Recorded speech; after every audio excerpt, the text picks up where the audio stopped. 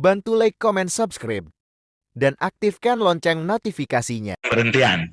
Yang memberhentikan kan tetap kepala desa lewat rekomendasi camatnya. Satu lagi nih, ada yang kelima nih, kesimpulan kita. Upaya penyelesaian permasalahan perangkat desa dengan fasilitasi penyelesaian masalah oleh camat, ya, dinas PMD, inspektorat, ini tidak cukup menyelesaikan permasalahan konflik pemberhentian perangkat desa, ya. Dalam praktiknya, upaya penyelesaian tersebut belum diperkuat dengan mekanisme baku atau SOP, sehingga prosesnya belum sepenuhnya dirasakan memenuhi harapan kedua belah pihak. Nah, itu yang kedua. Kemudian kita masuk ke saran perbaikan, ya. Saran perbaikan yang kami sampaikan, ya, pertama kami menyasar karena ini masih ada momentum revisi Undang-Undang Desa, ya, sedang berproses di Baleg, ya. Mudah-mudahan bisa terkejar. Sayang ini dari Baleg ini nggak ada yang hadir, ya, dari Badan Legislasi kemarin janji udah mau hadir, sekarang nggak hadir. Atau ada yang mewakili dari DPR? Nggak ada, ya. Pertama, ya, kami memberi saran kepada DPR dan pemerintah, dalam hal ini tetap Kementerian Dalam Negeri, ya, sebagai inisiator undang-undang, ya. Pertama, ada kewajiban bagi PJ Kepala Desa dan perangkat desa untuk menjaga netralitas dalam pemilihan kepala desa. Ini agar secara jelas dicantumkan di dalam Undang-Undang Desa. Kemudian kedua, larangan bagi kepala desa untuk melakukan pengangkatan, mutasi, dan atau pemberhentian perangkat desa, ya, 6 bulan sebelum dan sesudah pemilihan kepala desa, ya, sama seperti Undang-Undang Pilkada, ya, dengan pemerintah daerah juga, supaya di state seperti itu. Nah, kemudian yang ketiga, adanya pengaturan tentang evaluasi terhadap kinerja perangkat desa sebagai bentuk pembinaan dan pengawasan, ya, termasuk, ya, referensi pemberhentian, ya, dilakukan dengan parameter yang terukur, ya.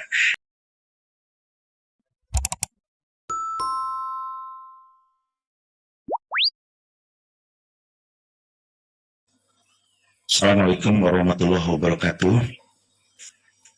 Yang saya hormati Pak Ketua Ombudsman Bapak Muhammad Najih, yang saya hormati Pak Wakil Ketua Ombudsman Pak Bobi Hamzah Yunus yang hadir di Zoom, pimpinan Ombudsman yang lain yang mungkin hadir di Zoom, yang saya hormati tamu yang hadir di sini, ya, dari Inspektorat Jenderal tadi ada Pak Tomsi, kebetulan saat ini ada Pak Harsan Latif, terima kasih Pak Inspektur. Kemudian dari Direktorat Bina Bangda, ya, ada Pak Bambang, ya, dan teman-teman, tentu juga dari kementerian lembaga lain, dan tak lupa saya menyapa Pak Marsiono, PLH Sekjen yang hadir. Terima kasih telah memfasilitasi acara ini, juga kepada seluruh kepala perwakilan yang hadir dalam acara ini, dan juga mungkin pemerintah kabupaten kota yang hadir dalam acara ini meskipun lewat Zoom. Dan saya ingin menyampaikan terima kasih pada teman-teman keasistenan utama 4, ya, di bawah Mbak Dahlena, Bu Dahlena, dan kawan-kawan yang sudah menyelesaikan kajian terkait dengan hal ini. Bapak Ibu yang saya hormati, saya sebelumnya mohon maaf nih Pak Ketua nih. Kemarin saya main-main di luar ruangan, ya, di Jakarta ini. Ternyata betul efeknya. Saya langsung serak-serak ini, Pak. Padahal nggak lama saya, 2 hari, 1 jam di luar gitu, ya. Ya, langsung betul-betul terasa, ya, rentan sekali ternyata ini polusi udara di Jakarta. Saya langsung serak-serak, ya, nggak flu gitu, ya, nggak ini, tapi langsung ketenggorokan, jadi serak. Saya bicara ke Bu Dahlena, gimana ini? Udah Pak, dipaksakan aja Pak, karena nggak mungkin ini gitu, ya. Sudah mohon maaf ya kalau suaranya tidak nyaman, ya, tapi insya Allah saya akan menyampaikan semuanya, ya. Bapak Ibu yang saya hormati,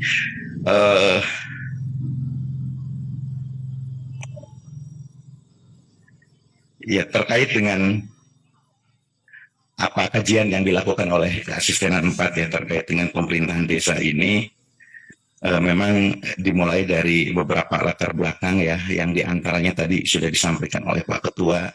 Itu memang kita berbasis pada laporan yang masuk di Ombudsman ya, khususnya ya terkait dengan pemerintahan desa ya. Secara statistik ya, kita punya data dari tahun 2020 sampai 2022 ini ya, laporan-laporan yang masuk ya, ada 947 laporan ya, yang 375 laporan itu terkait dengan seleksi, pengangkatan, dan pemberhentian perangkat desa yang kami kumpulkan ya se-Indonesia.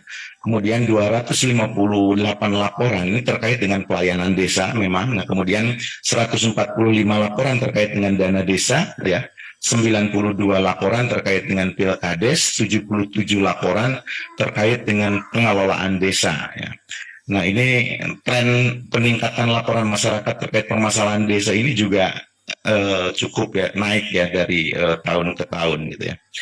Nah, itulah yang menjadi salah satunya alasan ya kenapa Keasistenan Utama 4 membuat kajian ya terkait dengan desa ini. Tapi kami fokuskan memang ya khusus untuk karena yang paling tinggi laporannya gitu terkait dengan pengangkatan dan pemberhentian perangkat desa khususnya gitu. Tentu tanpa mengurangi perhatian kami terhadap permasalahan-permasalahan lain yang ada di desa ini. Nah, oleh karenanya itu ya memang kami punya landasan hukum ya yang kami pakai ya terkait dengan kajian ini ya, mungkin itu bisa dilewati ya. Kemudian teman-teman di Keasistenan Utama 4 merumuskan beberapa rumusan masalah ya, yang diantaranya adalah bagaimana tata kelola pemerintahan desa dalam pemberhentian perangkat desa ya. Kita fokus dulu di sana sementara. Kemudian bagaimana terjadinya permasalahan dalam pemberhentian perangkat desa ya, sehingga laporan-laporan aduan terkait dengan hal ini kok bisa banyak muncul ke kantor perwakilan kami ya. Nah, kemudian juga yang ketiga bagaimana tindakan penyelesaian yang sudah ditempuh oleh instansi-instansi yang terkait ya, baik di pemerintah kabupaten ya maupun di pusat ya, dan memang beberapa juga masuk di ranah pengadilan ya, di ranah peradilan. Penanganannya gimana? Kami menangkap beberapa temuan yang nanti mungkin kita bisa diskusikan. Nah, maksud dan tujuan dari kajian ini ya, pertama ingin mendeskripsikan tata kelola pemerintahan desa dalam pemberhentian perangkat desa ini. Nah, kemudian mengetahui praktik dan faktor yang mempengaruhi terjadinya permasalahan pemerintahan perangkat desa. Nah, kemudian mengetahui tindakan penyelesaian yang ditempuh oleh instansi yang terkait dalam menyelesaikan permasalahan ini. Nah, ruang lingkup ya, pertama kajian atau regulasi atau kebijakan tata kelola pemerintahan desa ya dalam konteks pemberhentian perangkat desa ini ya. Dan memang ini apa namanya yang menjadi ya belakangan setelah kita lakukan analisis, ini salah satu sumber permasalahan juga ya terkait dengan regulasinya ternyata gitu ya. Nah, kemudian sasaran yang kedua terkait dengan rekomendasi pemberhentian perangkat desa dari pihak kecamatan ya. Ini acuannya di mana gitu ya, karena undang-undangnya jelas gitu ya. Tadi disampaikan yang berhak mengangkat dan memberhentikan perangkat desa itu kepala desa, tapi syaratnya gitu ya itu dari hasil konsultasi perangkat kepala desa dengan camat, dan kemudian dikeluarkan rekomendasi camat itu yang ada di undang-undang desa gitu ya. Nah, tapi penjelasan atas itu ke bawahnya segala macam termasuk referensi bagaimana camat mengeluarkan rekomendasi itu nggak ada gitu ya. Ini yang jadi problem ya, di bawah akhirnya camat ada yang mengeluarkan asal yang penting prosedur konsultasinya ada, rekomnya ada, keluarkan, dasarnya apa nggak jelas dan sebagainya. Nah, itu menjadi sasaran telah kami ya. Nanti kita bisa diskusikan, dan kami memang menemukan banyak hal terkait dengan itu. Nah, kemudian ini kami juga ingin memperlihatkan sebaran laporan masyarakatnya, ini sebaran laporan masyarakat yang masuk ke Ombudsman. Saya kira ini atensi dari pemerintah kabupaten terkait dengan hal ini cukup tinggi juga ya di beberapa daerah. mungkin tidak semua diadukan ke ombudsman gitu. Nah, jadi ini bisa menjadi bahan perbandingan saja. Ini kebetulan yang masuk ke ombudsman sebaran laporannya seperti ini ya. Ini yang paling tinggi ini di Sulawesi Barat ya. Mungkin karena masa juga ya. Bahkan kita menemukan hal yang unik ya, yang mungkin tadinya kita tidak membayangkan. Pak Inspektur ya, Bapak-bapak dari Kemendagri, jadi ada semacam model pemberhentian perangkat desa bukan dengan cara pemberhentian. Karena apa gitu ya? Ya ada hal yang unik. Jadi di sana itu ya, karena sudah tahu pemberhentian kepala desa ini ya, kalau diikutin regulasi gitu ya, diikutin dari sisi regulasi, ini banyak mendapat sorotan dan banyak masalah. Akhirnya ada kepala desa yang ya bukan dengan memberhentikan, itu bukan dengan pemberhentian, tapi pembatalan SK pengangkatan perangkat desanya yang dianggap cacat hukum yang sudah terjadi 5 tahun atau 3 tahun sebelumnya. Coba bayangkan, ketika kepala desa itu diberi sanksi oleh bupati karena melakukan itu, dibawa ke PT UN ya, dan di PT UN dimenangkan ya, si kepala desa itu dibenarkan ya, memberhentikan dengan cara pembatalan pengangkatan dengan undang-undang administrasi pemerintahan. Nah, ini hal lain lagi yang ini. Nah, PT UN yang benarkan gitu kan. Ini menjadi temuan kita ya. Tapi kuncinya ya, salah satunya, makanya kami kemarin diskusi, memang kita fokus terhadap pemberhentian ya perangkat desa. Tetapi kita tidak lepas dari pengangkatan perangkat desa. Jadi ketika kita bicara tentang pemberhentian perangkat desa, pada saat yang sama kita bicara tentang pengangkatan perangkat desa. Karena pasti diikuti juga, ada yang diberhentikan, ada yang diangkat. Nah, pengangkatannya seperti apa, meskipun yang dipersoalkan yang sebelumnya ada gitu. Dan mungkin kami di sini juga ingin menyampaikan ya, tadi secara metodologi memang ada beberapa hal yang dilakukan, tapi di kami tim keasistenan utama 4 ini yang dipimpin Bu Dahlena dan kawan-kawan ini dalam kajiannya itu melibatkan semua pihak, dan tentu kami imparsial ya, bersifat netral. Ya, karena dalam posisi ini ada posisi yang berhadapan gitu ya, antara perangkat desa dan kepala desa. Dan keduanya secara nasional ini punya asosiasi ya, punya forumnya lah, forum koordinasi di antara mereka. Ada asosiasi perangkat desa, ada asosiasi kepala desa. Dan di dalam banyak hal ya terkait dengan hal ini ya tentu posisinya berhadapan-hadapan. Kecuali urusan undang-undang desa, dana desa itu kompak gitu ya, kompak. Tapi ketika ini berhadapan-hadapan, akhirnya ya kita melihat referensi desa apapun tentang perangkat desa maka masuk di asosiasi perangkat desa, dan itu menjadi referensi bagi perangkat desa yang lain di seluruh Indonesia ketika menghadapi kepala desa. Demikian juga kepala desa ya, termasuk tadi yang PT UN, bisa jadi ya referensi kepala desa dimanapun ketika berhadapan dengan perangkat desa gitu ya, itu tersosialisasi di asosiasi kepala desanya ya.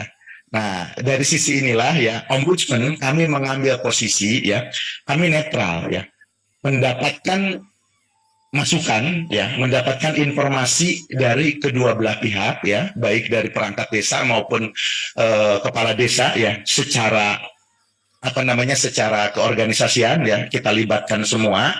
Prinsipnya kami menemukan benang merah bahwa ternyata ya, antara perangkat desa maupun kepala desa setelah kita pertemukan lewat kajian ini semuanya punya komitmen ya, diambil komitmennya untuk kemajuan desanya ya, untuk kemajuan daerah gitu ya, untuk kemajuan desa. Mari kita cari formula yang paling bagus ya untuk menemukan pikiran-pikiran bagaimana tata kelola pemerintahan desa yang baik ya. Karena dalam kenyataan gitu ya, di dalam kenyataan ya, tentu kita menemukan ya, ada dua nih pakemnya gitu ya. Pertama yang kepala desa ya. Yang kepala desa itu tentu ada kepala desa yang terpilih, itu ada kepala desa yang dalam tanda petik ya bagus dan jelek. pasti ya di Indonesia ada, dan ini disepakati oleh Asosiasi Kepala Desa dan disepakati pula oleh Asosiasi Perangkat Desa.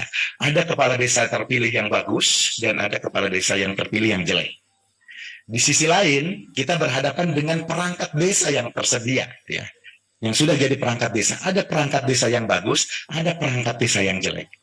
Nah, kita bikin apa namanya, cari di antara kuadran ini, tentu ya ingin kuadran yang kepala desa yang bagus ketemu dengan perangkat desa yang bagus. Formulanya seperti apa gitu ya. Nah, ketika kepala desa bagus ya ketemu dengan perangkat desa yang jelek, banyak juga kepala desa yang frustasi. Kita temukan di Sumatera Utara ya, Bu Lena ya, Sumatera Utara. Kepala desa terpilih punya visi misi yang bagus gitu ya. Kemudian dia mau merombak kabinet lah kira-kira ya setelah terpilih. Ternyata dia tidak bisa berbuat apa-apa. Aturannya nggak boleh gitu ya. Wah, ribet lah.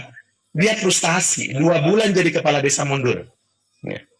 Itu yang korban kepala desa. Ya. Di tempat lain tentu ada kepala desa yang dengan gagahnya menjanjikan kepada tim suksesnya, nanti kalau saya terpilih jadi perangkat desa gitu, ya tiba-tiba jadi kepala desa kemudian memberhentikan semena-mena perangkat desa yang ada gitu. Nah, itu kan ya foto atau tipologi kepala desa yang jelek lah gitu ya, tidak tahu aturan dan sebagainya, langsung memberhentikan. Jadi ada di kedua belah pihak.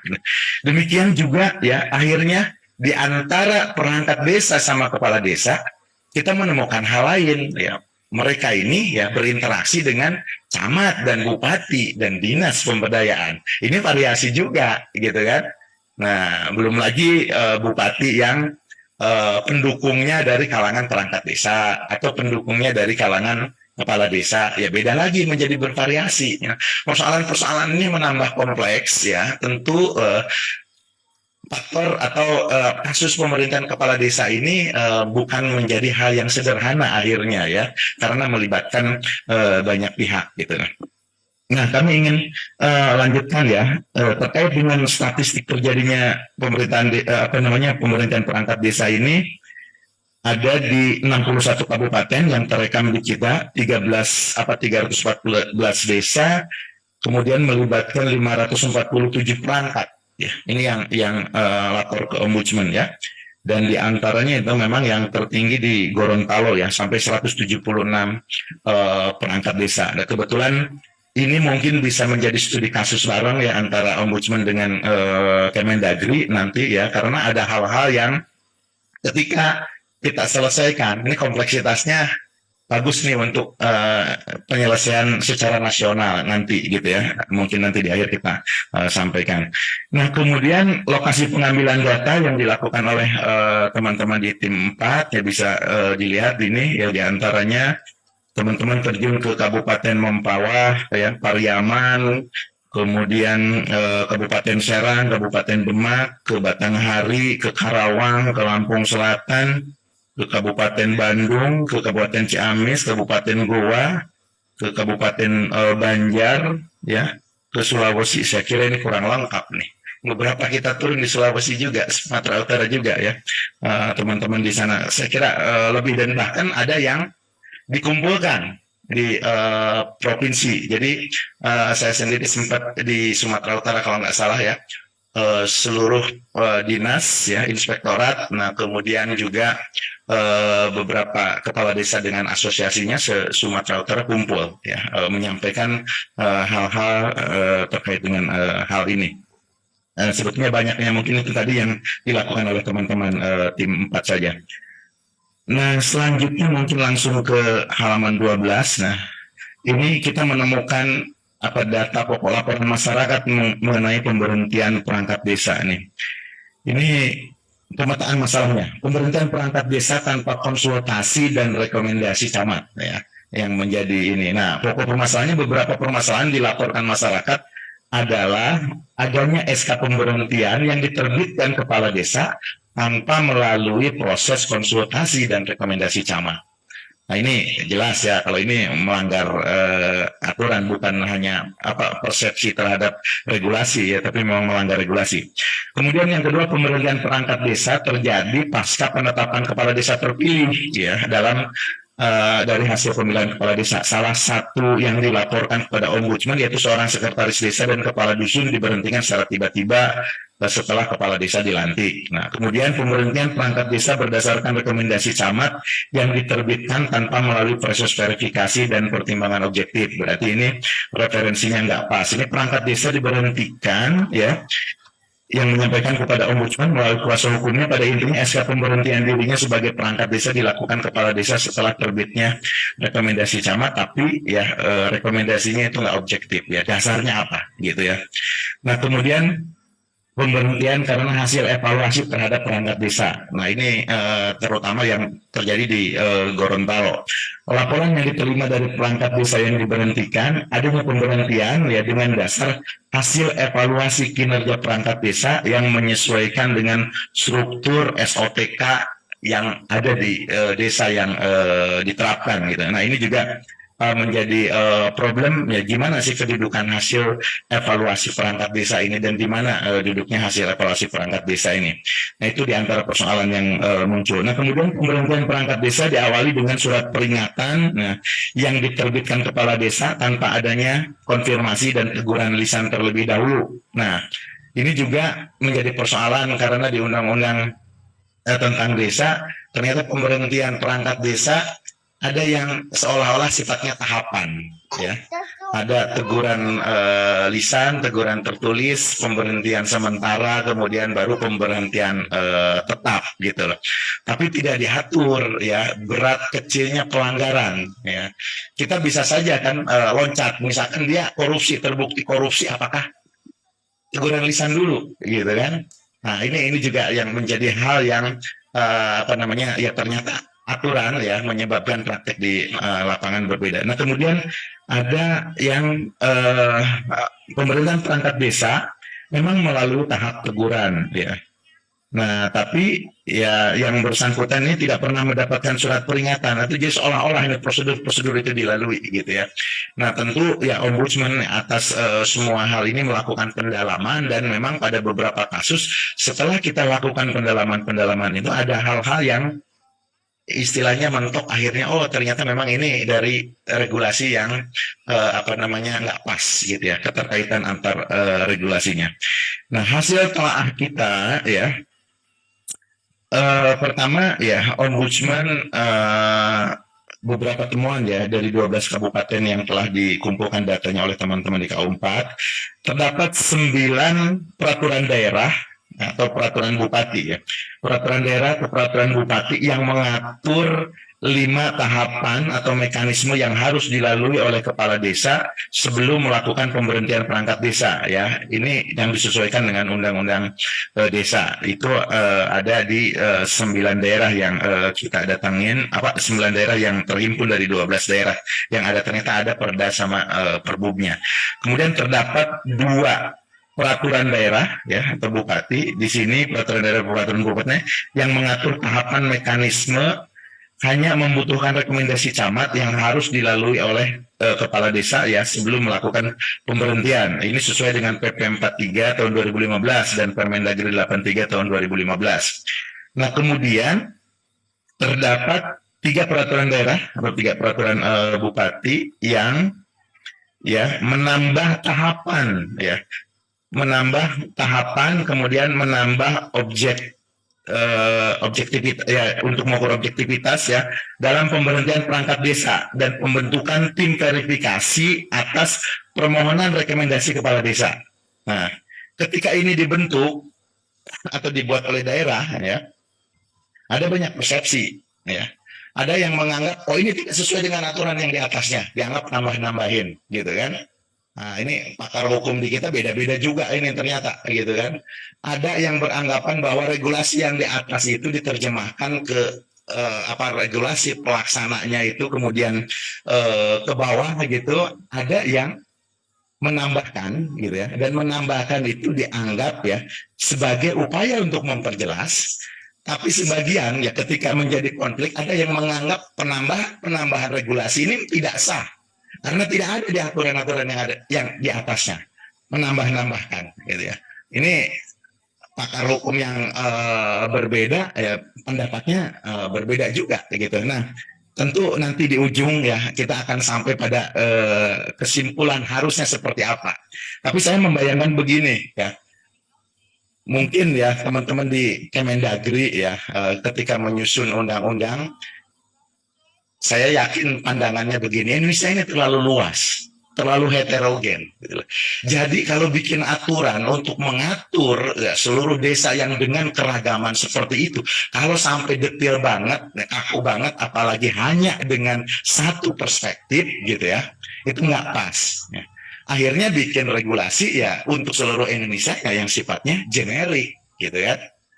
Nah, dengan asumsi gitu ya, ke bawah bisa diterjemahkan lebih lanjut. Makanya kita sering menemukan ya regulasi-regulasi yang berbunyi ya itu dapat ya, dapat dibuat tim penilai, dapat dibuat tim verifikasi, dapat dibuat tim seleksi misalkan. Asumsinya gitu ya, saya bisa membayangkan ya mungkin teman-teman di Kemendagri ketika menyusun regulasi itu, karena nggak mungkin gitu ya di tempat tertentu yang sederhana ya, desa yang menemukan orang aja susah gitu ya untuk menempati sebagai perangkat desa, harus dibuat tim sel, harus dibuat ini untuk merekrut misalkan kan gitu.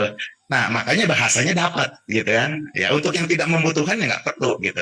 Nah, di daerah-daerah yang desa-desa yang sudah berkembang gitu, yang sudah bagus gitu ya, dibahasakan juga dapat juga gitu, dengan asumsi di daerah gitu, dengan aturan turunannya ya, di situ dibentuklah tim sel gitu. Tapi ke bawah ya, pasal ini diterjemahkan ketika terjadi konflik berbeda juga penerjemahannya. Di bawah ketika ada tim sel atau tidak ada tim sel, di bawah menyatakan bahwa ini kan aturan di atasnya dapat, bisa iya bisa enggak gitu kan, bisa iya bisa enggak. Kata dapat dalam perspektif teman-teman ketika menyusun regulasi untuk mengakomodasi keragaman di daerah sehingga didetilkan di daerah, tapi itu turun terus ke bawah, di bawah diterjemahkan kata dapat itu di mana-mana boleh iya boleh enggak, tidak mengikat dan sebagainya. Inilah yang menjadi apa namanya pokok permasalahan ya, atau menjadi salah satu sumber masalah prakteknya di lapangan menjadi berbeda-beda. Apalagi ketika di bawah ya masing-masing sekarang kan ya sudah pakai kuasa hukum ya, pakai pengacara dan sebagainya ya, bicaranya tidak lagi perspektif macam-macam gitu ya. Oh, ini kita berperspektif regulasinya enggak ya. Perspektifnya ya yang kami lihat ya di bawah sesuai dengan kepentingannya, pasalnya mau diterjemahkan ke yang mana. Makanya ya di ujung kami berpikir akhirnya gitu loh, untuk sesuatu yang sifatnya rigid seperti ini, untuk sesuatu yang sifatnya detail seperti ini gitu loh, harus ada keterkaitan regulasi dengan pasal-pasal dikaitkan yang jelas ya untuk semua urusan. Misalkan ya di undang-undang desa ya kan banyak aturannya. Nah, di pasal-pasal tertentu yang memang tidak cukup diatur dalam undang-undang itu, misalkan terkait dengan apa pemberhentian ini diatur oleh PP, amanatnya itu jelas. Kemudian diatur oleh peraturan daerah atau peraturan bupati. Jadi cangkolan-cangkolannya ada. Sehingga di daerah juga ketika mereka bikin peraturan bupati atau peraturan daerah gitu, pasalnya di atas mengamanatkan. Isi dari peraturan daerahnya, peraturan bupatinya tergantung konteks lokal yang disepakati gitu ya. Di situ seperti apa? Inilah esensi heterogenitas Indonesia, keragaman Indonesia.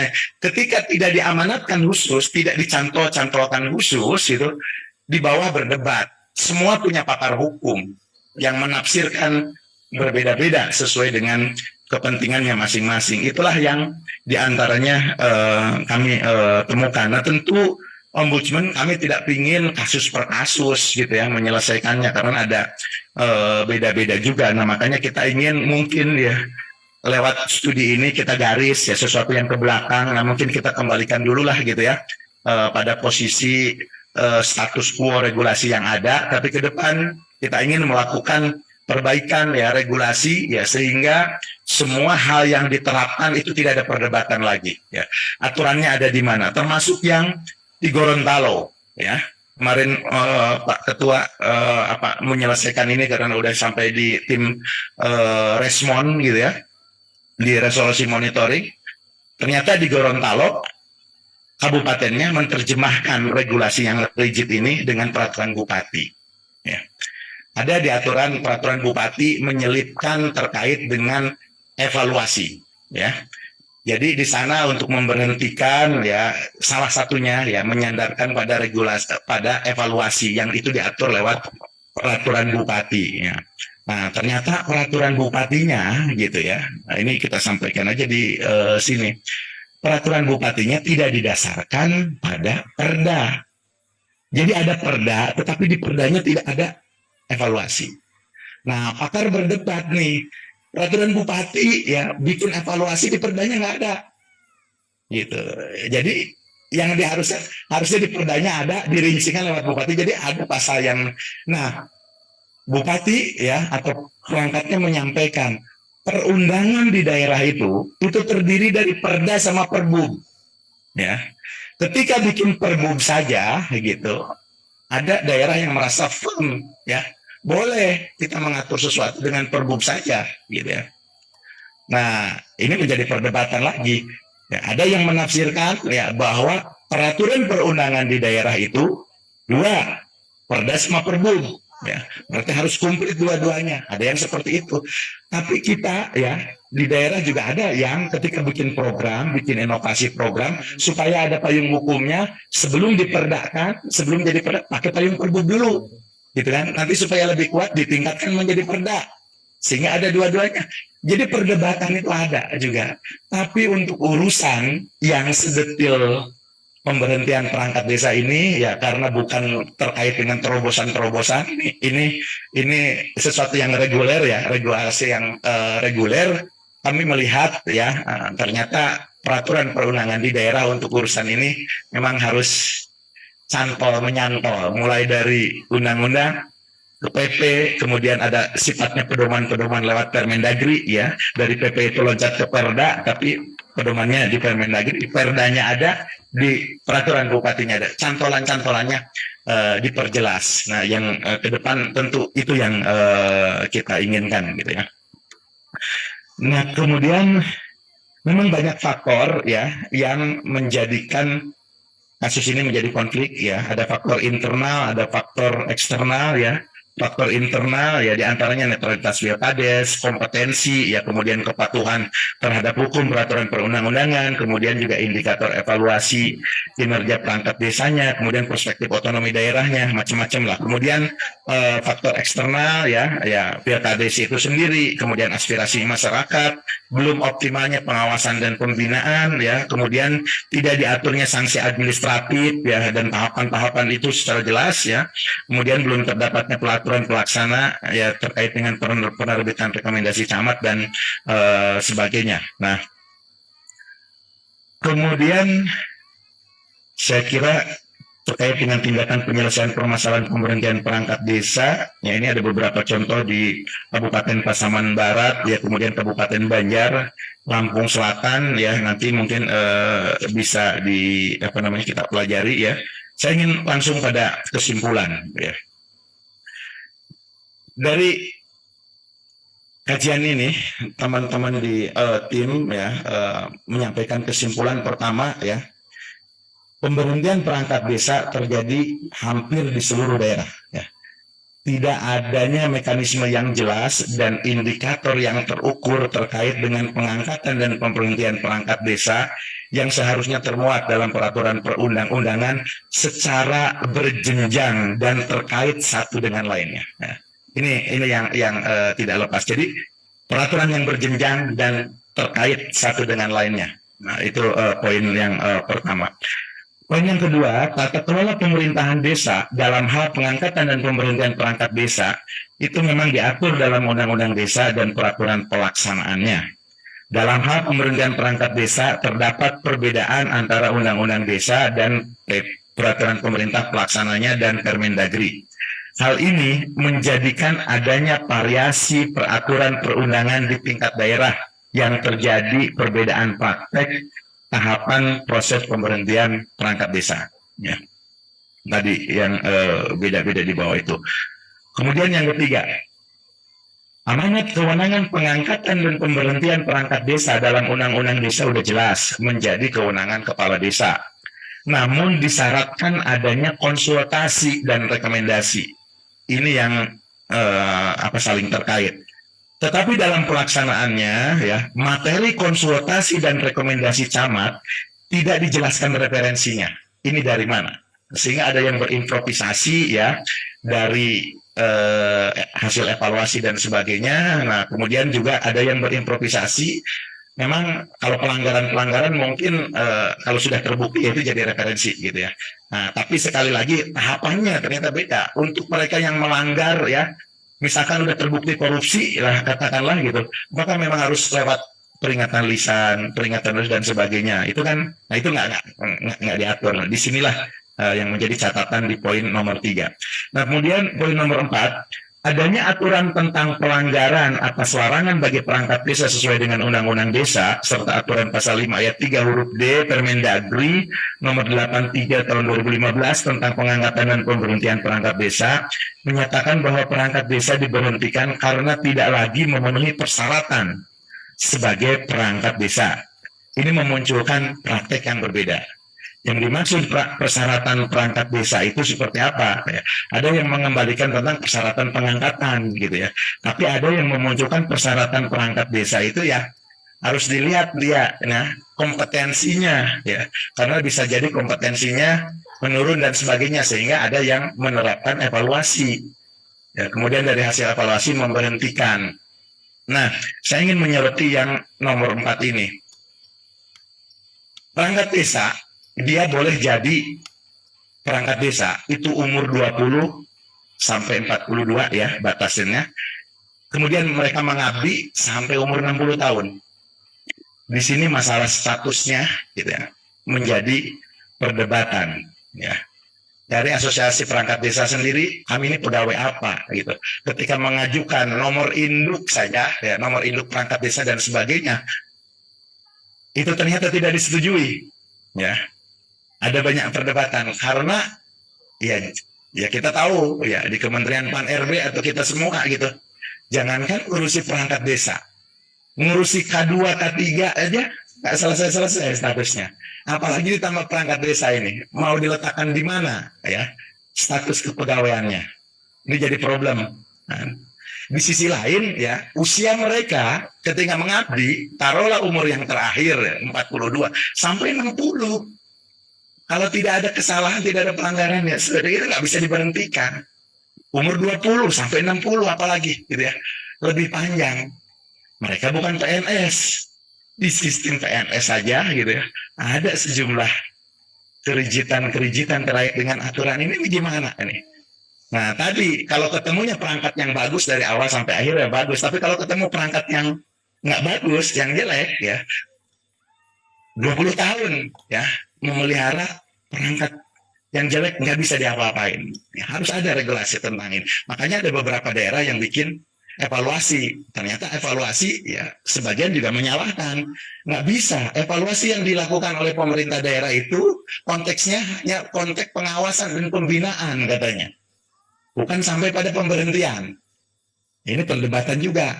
Gitu kan. Ini hal yang menjadi. Nah, tapi kita berpikiran ya belakangan ya itu bisa dijadikan referensi ya karena begini gitu ya, ada dinas PMD atau di daerah lah Pemda lah yang di sana mereka itu bikin diklat tentang keuangan desa, tentang informasi diklatnya macam-macam lah gitu ya terhadap perangkat desa.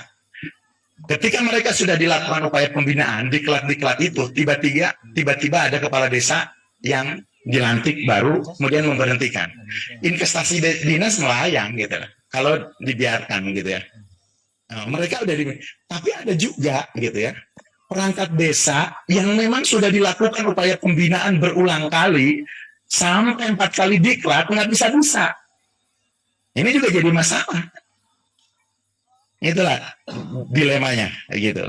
Nah, makanya ya akhirnya ada yang ya kami sampai pada titik evaluasi bisa dijadikan referensi, tapi tidak ujub-ujub ya sebagai referensi pemberhentian. Ya, yang memberhentikan kan tetap kepala desa lewat rekomendasi camatnya. Ada yang ngambil ke sana. Nah, teman-teman di sini diantaranya ya, mungkin ini bisa didiskusikan oleh kita semua. Mungkin evaluasi ya dalam konteks pembinaan dan pengawasan ini bisa dijadikan referensi ya. Ketika misalkan orang sudah berapa kali diklat tidak lulus-lulus ya, itu dikasih catatan misalkan. Oh, ini dievaluasi dalam 1 tahun kalau tidak upgrade lagi otomatis dianggap ya masuk ke pasal tadi tidak bisa melaksanakan lagi ya, tidak memenuhi persyaratan lagi sebagai perangkat desa. Ya, misalkan di sana tapi tidak ujug-ujug gitu. Nah, diantaranya itu gitu. Nah, oh satu lagi nih ada yang kelima nih kesimpulan kita. Upaya penyelesaian permasalahan perangkat desa dengan fasilitasi penyelesaian masalah oleh camat, ya, dinas PMD, inspektorat, ini tidak cukup menyelesaikan permasalahan konflik pemberhentian perangkat desa ya. Dalam praktiknya, upaya penyelesaian tersebut belum diperkuat dengan mekanisme baku atau SOP, sehingga prosesnya belum sepenuhnya dirasakan memenuhi harapan kedua belah pihak. Nah, itu yang kedua. Kemudian kita masuk ke saran perbaikan ya. Saran perbaikan yang kami sampaikan ya, pertama kami menyasar karena ini masih ada momentum revisi undang-undang desa ya, sedang berproses di Baleg ya. Mudah-mudahan bisa terkejar. Sayang ini dari Baleg ini nggak ada yang hadir ya, dari Badan Legislasi kemarin janji udah mau hadir, sekarang nggak hadir. Atau ada yang mewakili dari DPR? Nggak ada ya. Pertama ya, kami memberi saran kepada DPR dan pemerintah dalam hal ini tetap Kementerian Dalam Negeri ya sebagai inisiator undang-undang ya. Pertama, ada kewajiban bagi PJ Kepala Desa dan perangkat desa untuk menjaga netralitas dalam pemilihan kepala desa. Ini agar secara jelas dicantumkan di dalam Undang-Undang Desa. Kemudian kedua, larangan bagi kepala desa untuk melakukan pengangkatan, mutasi, dan atau pemberhentian perangkat desa ya 6 bulan sebelum dan sesudah pemilihan kepala desa ya, sama seperti undang-undang pilkada ya dengan pemerintah daerah juga, supaya di-state seperti itu. Nah, kemudian yang ketiga, adanya pengaturan tentang evaluasi terhadap kinerja perangkat desa sebagai bentuk pembinaan dan pengawasan ya, termasuk ya referensi pemberhentian ya dilakukan dengan parameter yang terukur ya, yang secara tegas diamanatkan oleh undang-undang agar diatur lebih detail melalui peraturan daerah dan peraturan bupati. Jadi ada ketegasan di situ ya, terkait dengan indikatornya apa ya, ya disesuaikan dengan standar daerah itulah gitu. Tapi ada di undang-undang di state bahwa ini harus diatur oleh peraturan daerah maupun peraturan bupatinya. Nah, kemudian yang keempat, adanya pengaturan tentang mekanisme pengangkatan perangkat desa berdasarkan seleksi dengan parameter kompetensi yang terukur yang secara tegas diamanatkan undang-undang agar diatur lebih detail melalui peraturan daerah dan peraturan bupati juga. Termasuk tingkat kesulitannya ya, kalau kompetensinya misalkan mau dibedakan ya, sebetulnya kita berlaku seluruh Indonesia tapi kita menghargai heterogenitas lah, katakanlah kompetensi terukurnya untuk desa ya, kalau nggak salah kan kita ada desa 3 level desa ya, swakarsa, swadaya sama swasembada misalkan. Nah, 3 level desa itu kompetensinya dibedain ya, bolehlah gitulah diterapkan di daerah, tapi jelas gitu ya, dan itu tidak dibikin cek kosong oleh undang-undang desa ya, terserah daerah, di daerah jadi perdebatan, mendingan diatur tadi ini dikaitkan dengan ini harus diatur jelas, ini untuk level desa ini seperti ini kompetensinya, level ini seperti ini, level ini seperti ini. Itu yang keempat. Yang kelima, adanya mandat pengaturan lebih lanjut pada peraturan pelaksana undang-undang desa tentang mekanisme konsultasi kepala desa kepada camat ya, dalam penerbitan rekomendasi camat dalam hal pengangkatan dan pemberhentian perangkat desa yang secara tegas diamanatkan oleh undang-undang agar diatur lebih detail melalui peraturan daerah dan peraturan bupati juga. Jadi amanatnya jelas gitu ya. Nah, kemudian khusus untuk Kementerian Dalam Negeri karena Permendagri menjadi pedoman ya, bagi daerah ya untuk menyusun perda maupun perbud ya. Kami menginginkan pertama ya pada peraturan Menteri Dalam Negeri ya tentang perangkat desa diatur muatan-muatan sebagai berikut. Satu, tahapan teguran lisan dan atau tertulis pada pemerintahan perangkat desa dengan mengacu pada undang-undang desa ya PP-nya ya, kemudian di peraturan daerahnya ya dibikin pedoman yang jelas gitu ya, sebagai Permendagri ya, sebagai acuan selalu menjadi pedoman kan. Yang kedua, pedoman penyusunan parameter evaluasi terhadap kinerja perangkat desa yang pengaturannya dimuat dalam peraturan daerah dan peraturan bupati, termasuk evaluasi kompetensi maupun evaluasi kinerja perangkat desa. Ini ada dua nih ya, evaluasi kompetensinya sama evaluasi kinerja perangkatnya.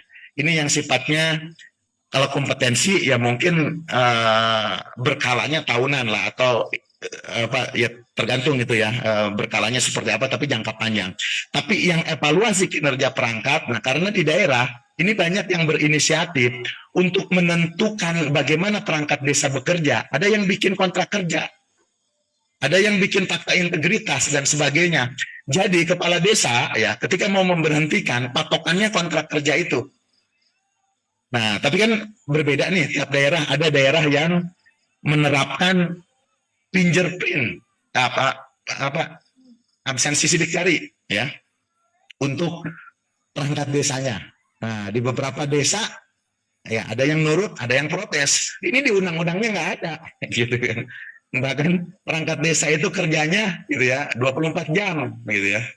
Meskipun ada yang berasumsi ya 24 jam itu tanggung jawabnya, tapi memang setiap hari bekerja 24 jam nggak juga gitu ya. Ya kan konteksnya menjadi beda-beda. Tapi di daerah ada yang membuat kontrak kerja seperti itu. Nah ini untuk pengukuran evaluasi kinerjanya ya seperti apa ya terserah di daerah, tapi jelas aturannya, rujukannya. Daerah mau bikin apa jelas, sehingga ya tingkat ketidakmampuan perangkat desa melaksanakan fungsinya sebagai perangkat desa itu bisa terukur gitu ya, sesuai dengan konteks daerahnya masing-masing gitu. Itulah yang diinginkan gitu. Tapi aturannya tadi lagi-lagi jelas gitu. Sehingga ketika ada di daerah yang bikin improvisasi nanti ya ketika berkonflik tidak adalah yang mempermasalahkan lagi ini kan dapat atau boleh atau enggak, langsung ke bawah, kira-kira seperti itu.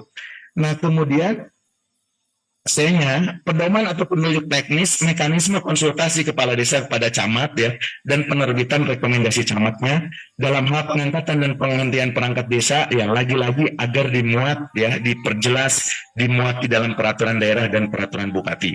Nah, kemudian yang D ya, pedoman atau petunjuk teknis mengenai penyelesaian pengaduan. Nah, ini terkait dengan pengaduannya nih, penyelesaian pengaduannya seperti apa mekanismenya gitu ya. Karena beda-beda, ada yang langsung ke PT UN, ada yang ke inspektorat, ada yang, nah ini dari Permendagri pakai pedoman dulu deh gitu ya. Terkait dengan pengaduan atas konflik pengangkatan maupun pemberhentian perangkat desa agar dimuat pula di dalam perda dan peraturan bupatinya gitu. Nah, itu seperti apa petunjuknya? Nah, Bapak Ibu sekalian yang lebih tahu berdasarkan pengalaman selama ini. Nah, kemudian yang kedua, menyusun konsep kebijakan peningkatan kompetensi kepala desa dan perangkat desa secara terstruktur ya, oleh pemerintah daerah dalam tata kelola pemerintahan desa, termasuk dalam pengawasan dan pembinaan terhadap pemerintah desa. Nah, kami memaknai terkait dengan pembinaan ya, kompetensi kepala desa dan perangkat desa ini gitu. Ini yang menjadi problem selama ini. Tetapi ya gurunya ya sebagai pembinanya juga tentu harus berkompeten. Dalam hal ini dinas ya, camat gitu ya. Ya kami sengaja tidak mencantumkan kompetensi camat sama dinas PM-nya karena sasarannya siswanya gitu ya. Siswanya adalah kepala desa sama perangkat desa ya. Tentu gurunya ya camat dan dinas bupati, otomatis gurunya ya harus berkompeten juga gitu kan. Nah di sini yang kedua itu yang agar nanti di pedoman dari Kemendagri jelas. Nah kemudian yang ketiga, menyusun tata kelola administrasi jabatan perangkat desa ya. Tata kelola administrasi jabatan perangkat desa ini beda-beda juga kan tadi prakteknya. Ada yang bikin SOTK semaunya ya. Di sana ini menimbulkan sebetulnya yang dimaksud perangkat desa itu apa? Ternyata diregulasikan ada nih, yang dimaksud perangkat desa itu sekretaris desa, ini kepala dusun dan sebagainya. Tapi ternyata di desa ketika ada mutasi ya antar perangkat desa jadi problem. Berarti ini jenjangnya beda kan di bawah gitu kan. Apalagi antara dusun ya, kepala dusun dengan perangkat yang lain. Ada yang mengatakan bahwa kepala dusun memang perangkat desa, tetapi dia punya syarat kewilayahan. Harus tinggal di dusun itu. Ada yang ketika ada mensyaratkan ya, kepala dusun itu harus tinggal di dusun itu ya karena fungsi itunya. Ada yang menyalahkan, di undang-undangnya nggak ada, gitu. Mau hari lagi ke sana, gitu loh. Nah terus di bawah ya gimana jadi kepala dusun kalau dia orang dari tempat lain dan sebagainya. Nah ini berarti tata kelola administrasi jabatan perangkat desa harus detail juga dijadikan pedomannya. Ya. Sekaligus, nah ini yang berikutnya nih, pendataan kepegawaian seluruh perangkat desa. Kami masuk ke ya ini kami memperdebatkan kemarin masuknya apa ya gini. Kita membahasakannya apa. Oke lah, sekarang kita bahasakan pendataan kepegawaian deh, gitu lah. Tapi tidak dalam arti untuk masuk lebih dalam ya terkait dengan seperti Badan Kepegawaian Daerah atau BKN gitu terkait dengan PNS ya karena masih perdebatan. Tapi kira-kira begini, kita tetap juga harus mengakomodasi ya bahwa perangkat desa mereka punya masa kerja yang begitu panjang pun masa tidak diakui gitu loh. Status kepegawaiannya apa? Seperti apa? Mereka butuh BPJS ketenaga kerjaan misalkan ya. Kalau BPJS kesehatan otomatis ya. BPJS ketenaga kerjaan misalkan. Yang menjamin siapa gitu loh. Ya meskipun ini dibayar oleh APBDes gitu ya, kan nggak masalah gitu ya. Selalu ketakutan kita ini dibayar dengan uang negara, APBN. Ya. Jadi problem kan gitu loh di sana. Tapi sekarang kita berpikir tentang BPJS tenaga kerja. Orang tukang bangunan saja gitu di sebuah perusahaan konstruksi yang kerjanya ya sampai level 6 bulan gitu, itu wajib punya BPJS tenaga kerja. Nah ini mereka bekerja tahunan di institusi yang menyokong pemerintahan di desa gitu. Ini tidak diakui statusnya. Nah silahkan nanti kita berkoordinasi ya. Ini terkait dengan perangkat desa ini mau diakui seperti apa ya di dalam kepegawaian kita gitu ya. Di dalam sistem kepegawaian kita ya. Lagi-lagi memang persoalan K2 K3 aja oleh Komisi 2 dan Kemenpan belum selesai. Ini ada tentang perangkat desa ya, tapi harus kita pikirkan ya, solusinya seperti apa. Ini mungkin nanti pekerjaan lain lah yang menjadi materi apa namanya diskusi yang lainnya di antara pihak-pihak yang menangani hal ini. Saya kira itu Pak Ketua dan kawan-kawan apa yang bisa disajikan oleh teman-teman keasistenan utama 4 ya. Memang kita sementara fokus pada persoalan pemberhentian perangkat desa meskipun terkait pula dengan pengangkatan perangkat desanya. Saya kira nanti kita bisa berdiskusi, mungkin nanti ada tanggapan dari teman-teman Bangdes ya, Bina Desa atau dari Inspektorat Jenderal Kementerian Kementerian Dalam Negeri maupun yang lainnya ya terkait dengan persoalan ini. Saya kira terima kasih, mohon maaf kurang dan lebihnya. Wallahu muwaffiq ila aqwamit thoriq wa billahi taufiq wal hidayah. Wassalamualaikum warahmatullahi wabarakatuh. Terima kasih kepada Bapak Dadan S. Hormawijaya, dimohon untuk tetap berada di depan.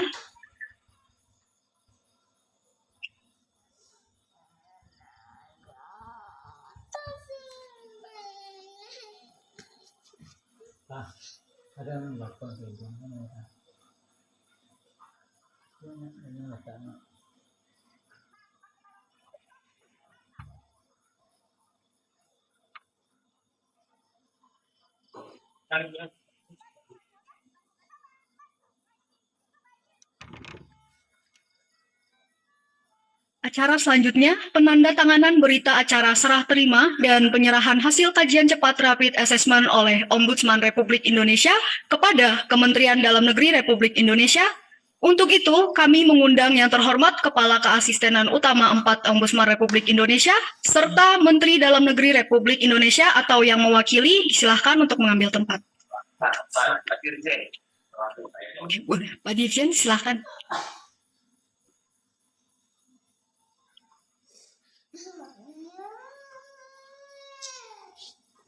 Karena orang mereka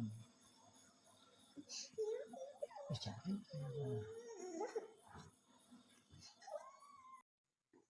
Jangan lupa subscribe channel Nagari Banget dan aktifkan notifikasinya.